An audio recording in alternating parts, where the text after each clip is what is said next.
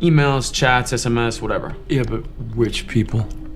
The whole kingdom, Snow White. Snowden, 2016. We're gonna start with an aptitude test. So I guess what they're doing is creating a remote communications infrastructure in the field that cannot be tampered with or something like that. In terms of what it would look like if you've got a group of analysts trying out for a job at NSA, they would all be in a bash shell if they're playing with infrastructure. That's exactly what it would look like. You know, it would be rack-mounted gear. It would be Ethernet cables. The way that the main guy introduces the work, he talks about the work at the beginning. It means that if there is another 9/11, it'll be your fault. That's actually plausible as well. You know, I think in the IC, the mission is a big thing. The modern battlefield is everywhere. You know, why are we here? What are we doing? Why is it important? Checks for me as well. I finished the whole thing. It's been 40 minutes.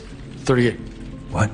38 minutes. You know, him finishing a challenge that's supposed to take 6 hours or 5 hours or whatever it was within 40 minutes, it's actually plausible. If you know what you're doing, you can shrink time windows by orders of magnitude. You've got someone who's been a hardcore geek all their life. They've been in the shell since a very young age. They'll walk into a situation like this and they'll just kill it. They'll just own it.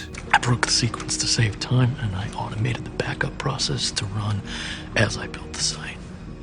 Eyes on screens. I kind of dig the scrolling yellow screens behind the main dude in this. It could be log files that are being tailed, kind of tracking progress or something like that. It has a realistic feel to me. You know, I think that Snowden actually worked for Booz Allen, so he was a private contractor. This feels more like an NSA interview, but NSA themselves had a team called Teo, which I had the privilege of meeting the person who ran the team. They kind of mentored me a little bit. They were an amazing hacking team, and I'm assuming that they still exist. This feels a little bit like what it would be like to interview for that team without going into so much technical depth that you would bore the audience. So I like this a lot. Joseph Gordon-Levitt is such a great actor as well. If you look at Laura Poitras' documentary, Joseph probably studied the heck out of that. And then Snowden is, look, not to get political, but you know, we'll just leave it there. This is the truth. This is what's happening.